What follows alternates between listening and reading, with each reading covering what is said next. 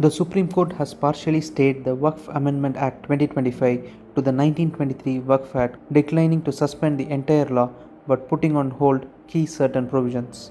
Let's take a deep dive. Provisions that were stayed. 5-year religious practice requirement. The court stayed the provision mandating that an individual must have practiced Islam for at least 5 years before creating a WAQF.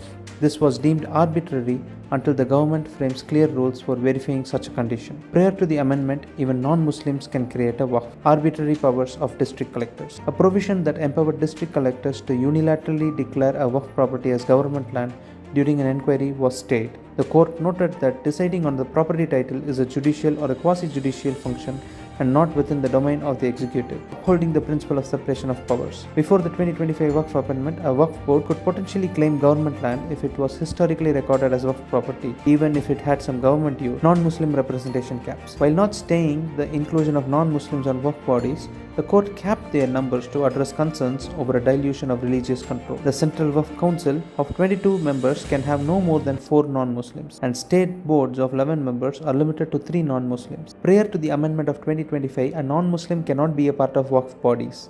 The amendment was introduced to increase transparency and oversight. Provisions that were not stayed. Abolition of WAQF by user. WAQF by user or WAQF by use is a legal concept that recognizes a property as WAQF or charitable endowment based on its long-term consistent use for religious or charitable purposes, even without a formal written declaration or deed from the owner. The court did not stay the removal of the WAQF by user concept, which allowed land used for Muslim religious purposes to be considered WAQF without formal registration. This was based on the government's argument that the principle was being misused to encroach a government land. However, existing properties under this category are protected until a final decision by a WAQF tribunal. Applicability of the Limitations Act. The Limitation Act of 1963 in India establishes time limits for initiating legal proceedings like suits, appeals, and applications. Its core purpose is to promote timely justice and prevent stale claims, based on the principles that litigation should have end and the laws as its vigilant,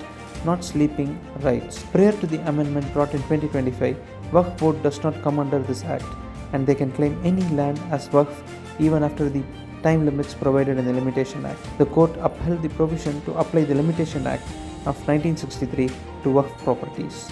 This removes the exemption that previously allowed WAQF boards to reclaim encroached property without any time limit, bringing WAQF land under the same legal standard as other properties. Ban on declaring certain lands as WAQF. The interim order did not stop the provisions that prohibit declaring Archaeological Survey of India protected monuments or tribal lands as WAQF. Thank you.